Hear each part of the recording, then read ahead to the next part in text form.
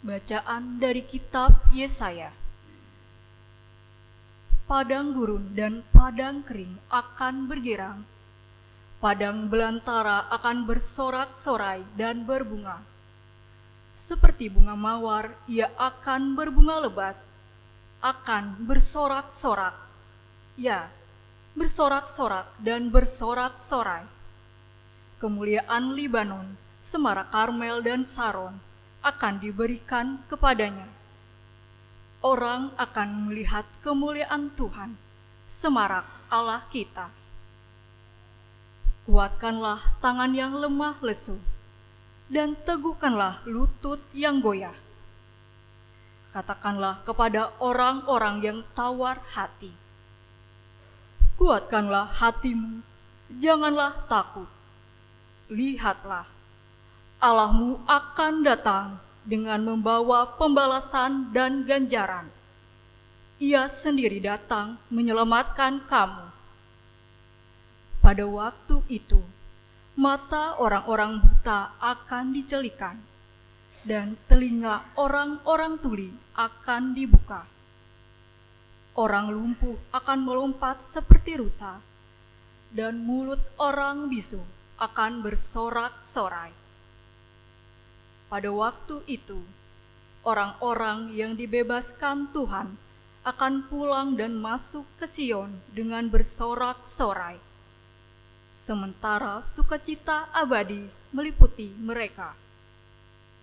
Kegirangan dan sukacita akan memenuhi mereka. Kedukaan dan keluh kesah akan menjauh. Demikianlah sabda Tuhan.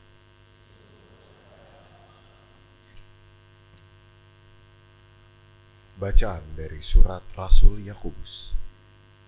Saudara-saudara, bersabarlah sampai kedatangan Tuhan. Seperti petani yang menantikan hasil tanahnya yang berharga.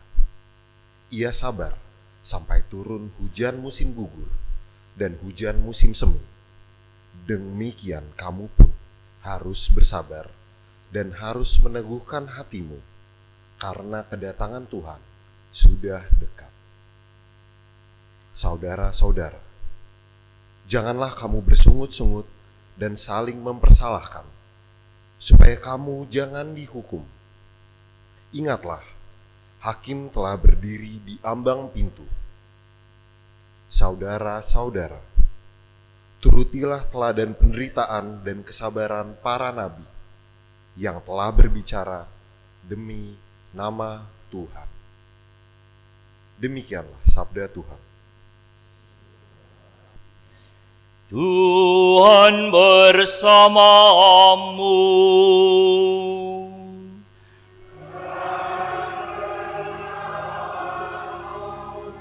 Inilah Injil suci menurut Matius.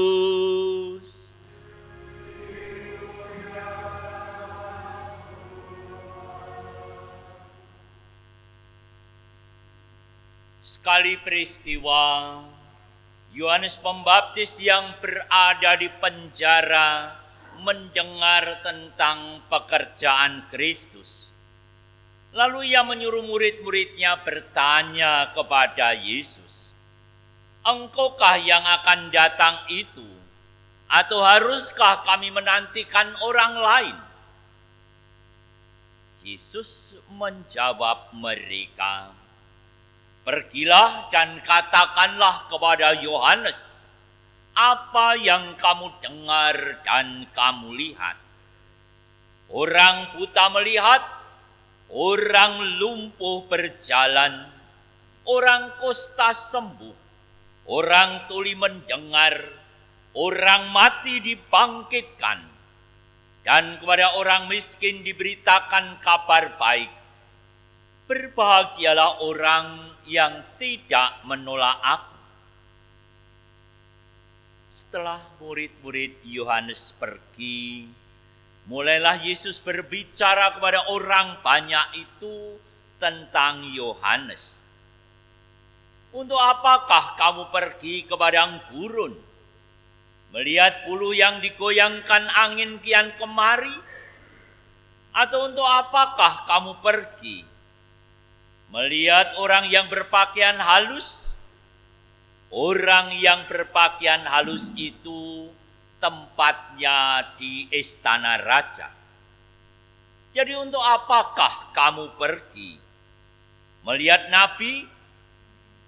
Benar, dan aku berkata kepadamu, bahkan lebih daripada nabi.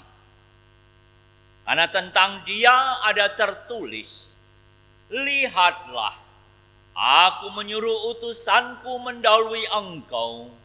Ia akan mempersiapkan jalanmu di hadapanmu. Sesungguhnya aku berkata kepadamu, di antara mereka yang dilahirkan oleh perempuan, tidak pernah tampil seorang yang lebih besar daripada Yohanes Pembaptis. Namun yang terkecil dalam kerajaan surga lebih besar daripada dia. Demikianlah sabda Tuhan. Terpujilah Kristus.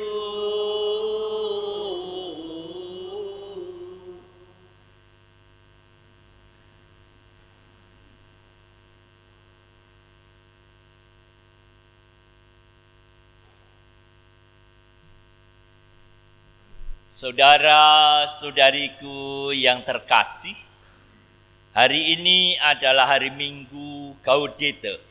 Bersukacitalah, bergembiralah. Kalau orang bergembira, itu biasanya berani bersuara. Maka suara kalau pagi-pagi suaranya sudah lantang berarti bergembira. Coba kalau enggak bergembira, lagi jengkel, ya toh, kalau lagi jengkel mau bersuara, diajak selamat pagi gitu aja sudah langsung pagi. Ya toh, tapi kalau kita lagi sukacita, selamat pagi. Selamat pagi, tambah apa kabar? Kan tanya gitu toh. Punya duit enggak? Utang nih. Misalnya ya, artinya orang bergembira itu ya sukacita, dan hari ini mestinya hari sukacita. Kenapa hari sukacita? Pandangan dalam liturgi disampaikan dalam bacaan yang pertama tadi dari apa yang disampaikan dalam kitab Yesaya. Dalam kitab Yesaya berarti nubuat dari seorang nabi. Yesaya itu hidup kapan? Yesaya itu hidup abad ke-8 sebelum Masehi. Jadi ratusan tahun sebelum Tuhan Yesus sudah bicara tentang Mesias. Zaman Mesias nanti disebutkan, pada waktu itu mata orang-orang buta akan dicelikkan dan telinga orang tuli akan dibuka. Orang lumpuh akan melompat seperti rusa dan mulut orang bisu akan bersorak-sorai. Jadi zaman Mesias itu kehidupan umat manusia itu dipulihkan. Yang bisu berbicara, yang lumpuh berjalan, yang buta melihat, yang tuli mendengar. Itu zaman Mesias. Tandanya kalau Mesias datang itu. Maka dalam bacaan Injil tadi disampaikan ketika Yohanes bertanya, mengutus para muridnya, engkaukah Mesias itu? Apa harus orang lain lagi? Pertanyaan itu bukan masalah keraguan-raguan, tetapi karena apa yang dilakukan oleh Kristus, oleh Yesus, itu cocok dengan apa yang disampaikan dalam kitab Yesaya. Ingat, Yohanes Pembaptis selalu ketika dia minta bertobat, Yohanes minta supaya ratakanlah jalan untuk Tuhan. Itu mengacu pada pada Yesaya. Maka kemudian ketika apakah ini? Maka jawab Tuhan Yesus ketika ditanya oleh para murid Yohanes, engkaukah itu? Tuhan Yesus tidak menjawab, ya saya adalah Mesias. No. Tetapi Tuhan Yesus mengatakan kepada para murid Yohanes disampaikan. Lalu yang menyuruh, karena ada pertanyaan itu, kemudian Yesus menjawab, pergilah dan katakanlah kepada Yohanes, apa yang kamu dengar dan kamu lihat. Orang buta melihat, orang lumpuh berjalan, orang kusta menjadi tahir, orang tuli mendengar, orang mati dibangkitkan. Jadi cocok antara apa yang disampaikan Tuhan Yesus atau apa yang dikerjakan oleh Tuhan Yesus dengan apa yang dinubuatkan ratusan tahun sebelum Tuhan Yesus datang. Cocok. Maka Tuhan Yesus tidak menjawab, akulah dia, bukan. Tapi orang bisu bicara, orang tuli mendengar, orang buta melihat, bahkan orang mati dibangkitkan. Itulah tandanya Mesias. Maka dasarnya adalah dasar dari kitab Taurat. Dasarnya adalah dari kitab suci. Karena apa yang disampaikan oleh Tuhan Yesus itu yang dilakukan oleh Tuhan cocok pas penggenapan dari apa yang disampaikan dalam kitab Yesaya. Digenapi di dalam diri Tuhan Yesus. Itu zaman Mesias. Maka para pengikut Tuhan Yesus harus juga terus-menerus membawa zaman mesianik ini, zaman Tuhan Yesus ini, untuk terus ada dalam kehidupan. Mari kita refleksikan dalam hidup kita. Apakah kita melakukan pada kehidupan kita pada zaman sekarang ini sebagai pengikut Kristus yang harus membawa kepada zaman mesianik, harus membawa apa yang dilakukan Tuhan Yesus. Kenyataannya, kalau dalam keluarga itu senang ketika zaman masih dulu mulai pacaran, rumah tangga masih baru menikah, ya toh? Kalau baru menikah, kalau jalan bersama, terus kesandung yang satu, terus dia bilang apa? Kesandung jatuh nyungsep. Pasangannya mengatakan apa? Aduh sayang, sakit ya. Ya toh, bilangnya, aduh sayang, sakit ya. Terus dipijeti, ya toh, ditiup-tiup kalau ada yang luka, ya toh, dipijeti. Wah, yang sakit yang mana, yang dipijeti yang mana, ya toh. Nah, itu kan seringkali kan begitu toh kalau lagi masih sayang, ya toh. Coba setelah nikah lama, itu kan zaman Mesias, zaman sukacita toh. Wah, kalau sudah lama jatuh, ngomongnya apa? Iya toh, matamu di mana, ya toh? Nah, kalau udah gitu kan sering kali gitu toh. Nah, itu sudah zaman kalau dulu waktu masih keluarga muda, zaman mesianik ya, zaman sukacita, zaman gembira. Seneng banget. Wah, apa-apa, enggak minta kopi ya dibuatkan kopi, ya toh? Enggak minta teh dibuatkan. Tapi sekarang omongnya apa? Buat sendiri. Ya toh, suruh buat sendiri. Sudah minta berkali-kali, buat sendiri. Enggak punya kaki, enggak punya mata, enggak punya tangan kok. Wah, yang sekarang itu sudah masuk ke tanah yang gersang Yesaya tadi. Makin lama kok harusnya orang Katolik itu murid Kristus menghadirkan kasih Kristus, menghadirkan kehidupan yang menyenangkan, bergembira gaudete. tapi kenyataannya di rumah gersang. Ya, gersang. Kalau dulu melihat pasangannya langsung pelirik-pelirik. Sekarang kalau lihat pasangannya langsung nggak mau. Tuh, lebih baru bangun tidur. Bangun tidur itu kalau wanita jadi cantik apa enggak? Barusan istirahat tapi kok jelek ya? Ya toh. Bapak-bapak kalau sudah bangun tidur kelihatan ganteng. Kelihatan aja udah lama menikah berkeluarga sudah enggak enak gitu loh ya. Tapi sekarang kita masuk Gaudete, kita diajak, keluarga, yuk mari kita harus menghadirkan zaman mesianik itu. Zaman yang dipenuhi dengan sukacita. Kehidupan yang dipenuhi dengan sukacita, mari kita kemudian mulai dari melihat apa yang kita lakukan. Kalau waktu zaman mesian, orang tuli mendengar, orang buta bisa melihat. Nah, kalau sekarang kita yang bisa melihat aja bisa dikatakan buta matamu. Yang tadi kesandung tadi. Iya toh?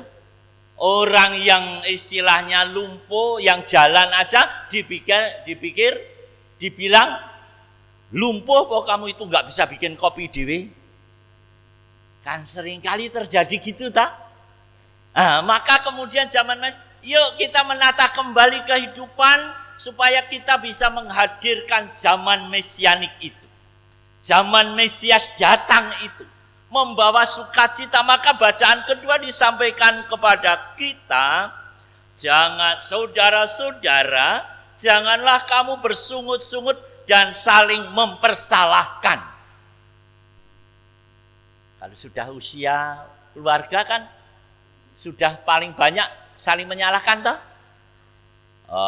Kalau nggak berani nyalahkan, catat. Nanti suatu saat baru diomongkan. Saling mempersalahkan.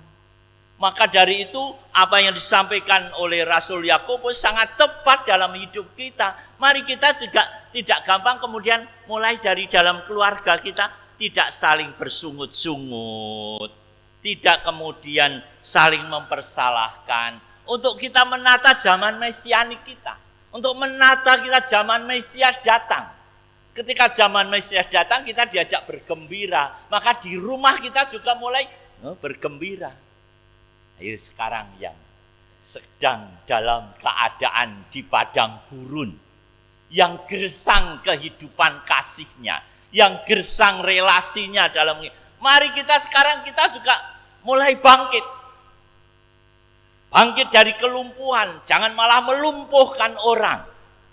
Melumpuhkan orang itu seringkali kita dengan sikap kita, dengan perkataan kita, dengan tindakan kita, membuat pasangan lumpuh. Atau kita juga kemudian menjadikan orang tidak berdaya. Orang terus ditekan terus. Orang yang terus-menerus dituduh dan sebagainya. Mari kita nata kembali. Gaudete itu mengajak kita, yuk bersukacita, menghargai pasangan, menghargai anak, menghargai orang tua. Banyak kali orang tua itu, saya kalau lihat YouTube itu paling miris kalau namanya, saya lihat YouTube, anak kecil kejepit, mau mati, tapi orang tuanya asik nonton di HP. Wah, tertawa, wah seneng banget, anaknya lagi sekarat. Akhirnya, ya betul-betul. Nah, karena apa? Kita seringkali mengumbar ego, mencari kesenangan diri. Mari kita kembali. Melihat keluarga kita, saling memperhatikan satu sama lain. Kita jadikan hidup kita itu saluran kasih Tuhan. Saluran berkat Tuhan. Menjadikan orang yang lumpuh, yang tak berdaya, menjadikan berdaya, menjadi kuat. Jangan sampai kita malah membuat orang yang berjalan menjadi lumpuh. Supaya kita juga melihat dengan yang biasa kita buta. Sekarang butanya adalah buta hati. Tidak lagi kita memperhatikan penderitaan pasangan, penderitaan anggota keluarga, maka mari kita buka. Membuka hidup kita menjadi lembaran-lembaran baru, menyongsong Kristus, sehingga zaman Mesianik itu nyata dalam kehidupan keluarga kita. Zaman kehidupan yang penuh kasih nyata dalam kehidupan keluarga. Kita tata kembali dalam pertobatan kita, dalam pembaruan hidup kita, supaya kita semakin layak menyongsong Kristus, Juru Selamat kita. Tuhan memberkati kita semua.